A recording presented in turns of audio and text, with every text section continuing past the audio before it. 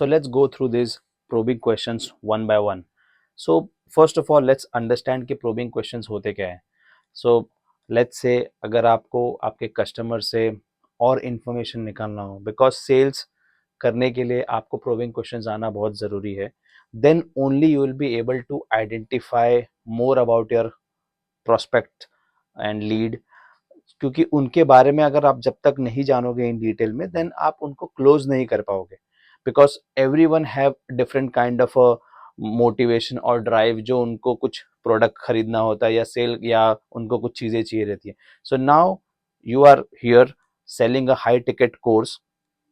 So whenever you are selling a high ticket course and कोई भी अगर inquiry करता है, कुछ ना कुछ तो उनका बैक स्टोरी रहेगा. दैट इज द रीजन उन लोग यहाँ पर है, नहीं तो वो इंक्वायरी शायद करते भी नहीं.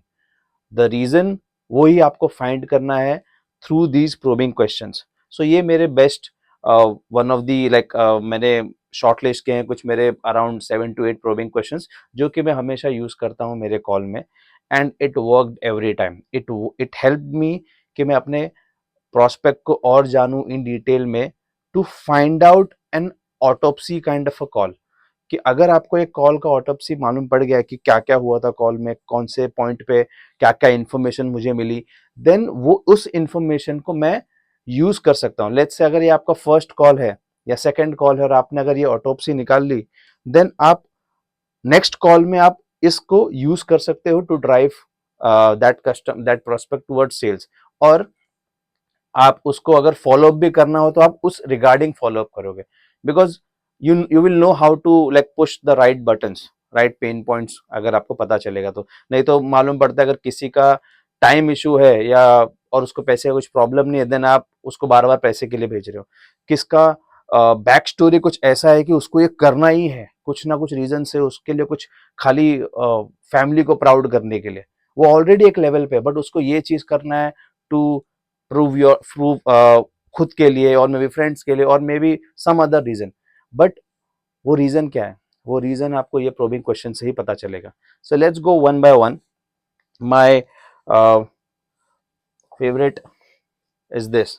सो ये मैं हमेशा मेरे फर्स्ट कॉल में इसको यूज करता हूँ.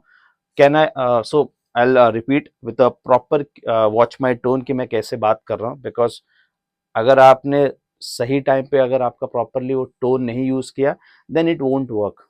ठीक है. So can I ask since how long you have been thinking about this. आपको एक क्यूरियोसिटी टोन से पूछना है. So can I ask how long have you been thinking about this.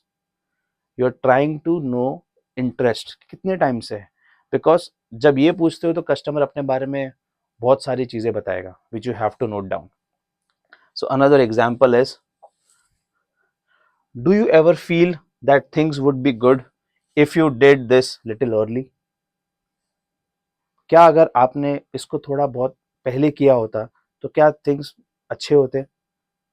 तो आप इसमें आप क्या पूछने का ट्राई कर रहे हो कि क्या कस्टमर को कुछ रिग्रेट है, क्या प्रोस्पेक्ट को क्या कुछ रिग्रेट है क्या इसको लेकर, क्योंकि देन आप उसके और बैक स्टोरी के बारे में जान सकते हो.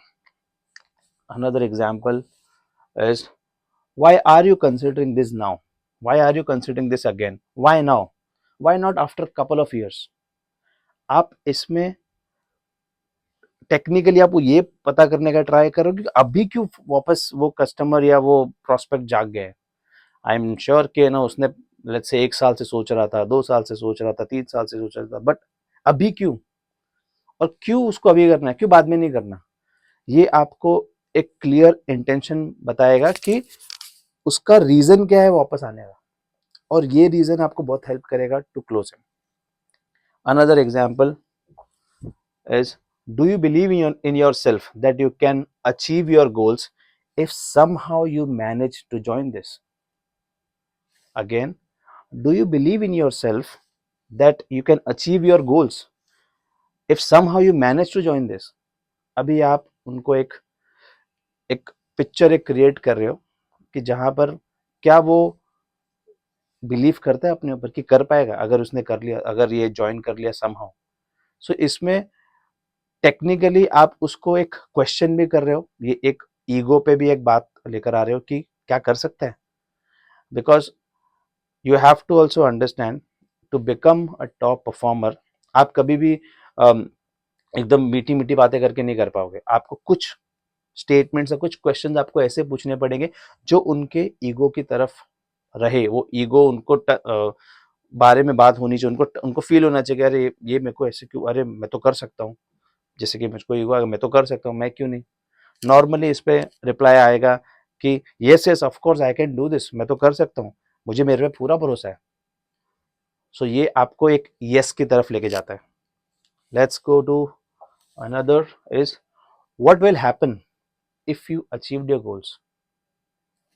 अगेन आप उनको ये पूछ रहे हो कि क्या हो जाएगा, क्या होगा अगर आपने ये गोल अचीव कर लिया तो। सो इसमें वो अपनी सिचुएशंस के बारे में बता सकता है कि मेरा कुछ मेरे लाइफ के ड्रीम्स है वो अचीव हो जाएंगे और मैं बहुत खुश हो जाऊंगा, maybe I get relaxed. Of course क्योंकि ये चीज उसको रिलैक्स करेगा कहीं ना कहीं। यू विल अंडरस्टैंड एक्चुअली कि ये ना ये क्यों रीजन, ये क्यों करना चाहता है। ऑफ कोर्स सबके रीजंस अलग अलग भी हो सकते हैं, but you will understand properly कि भाई ये क्या है, ये चीज इसको ड्राइव कर रहा है। देन तो अगर आपको इसको कभी ड्राइव करना रहेगा, फॉर एग्जांपल अगर आप ये एक मार्केटिंग, फॉर एग्जांपल आपके पास में ना ऐसे 100 कस्टमर्स है और आपने इनके ऊपर कुछ व्हाट्सएप कैंपेन या मार्केटिंग रिलेटेड कुछ एक्टिविटी किया, देन यू विल नो कि इनको मेरे को क्या बताना है। आप अगर इनको इनके लिए एक ये अचीव करना रिलैक्सेशन है, then you will show these kind of customers about financial freedom, not luxury part, because उनका लग्जरी पार्ट नहीं था, उनको फाइनेंशियल फ्रीडम चाहिए था। But there are some people जहां पर उनको लग्जरी अचीव करनी है, मेरे को दुनिया घूमना है, मुझे यहाँ रहना है, then you will show these kind of things to those customers, to those prospects, then only you can drive them towards sales. Again, one of the best is who will be proud of you if you achieved your goals. This is also one of the best probing question, because यहाँ पर आप समझने का try कर रहे हो कि उनकी फैमिली में कौन प्राउड होगा क्या। Mom, dad, wife, normally if they are married they will always say I my wife will be proud, my kids will, और अगर उनके बच्चे हैं तो my kids will be proud, और अगर बैचलर है तो my family will be proud, so on and so forth. मतलब अगर कोई फीमेल है तो बोलेंगे मेरे मॉम डैड या मेरे हस्बैंड या मेरे बच्चे मेरे पे प्राउड करेंगे।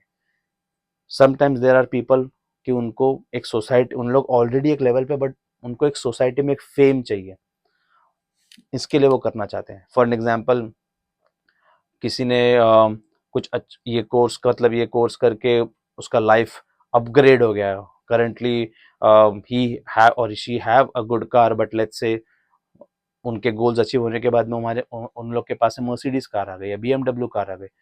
What will happen in society, in their community, उनका एक अलग रुबाब रहेगा कि यस अरे इनके पास में गाड़ी ये है। और maybe in the whole family like relative, मतलब पूरे एक फैमिली में, पूरे उनके खानदान में सबसे पहला वही होंगे जिन्होंने मर्सिडीज कार ली होगी। That is also one of the motivator. So ये चीज़ बहुत मतलब बहुत पावरफुल है। Then this is a follow up kind of a question, is this one of the risky decision for you or you have taken these kind of decision in past। आप उनको ये पूछ रहे हो कि क्या ये एक पहली बार ऐसा कोई डिसीजन ले रहे हो कि आपने ऐसा पहले लिया हुआ है।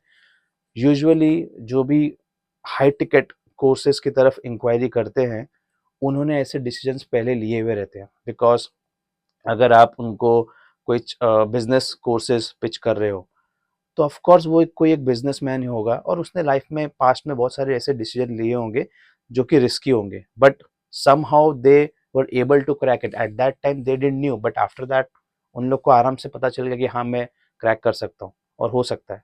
सो मोस्टली इसका आंसर यस ही होगा।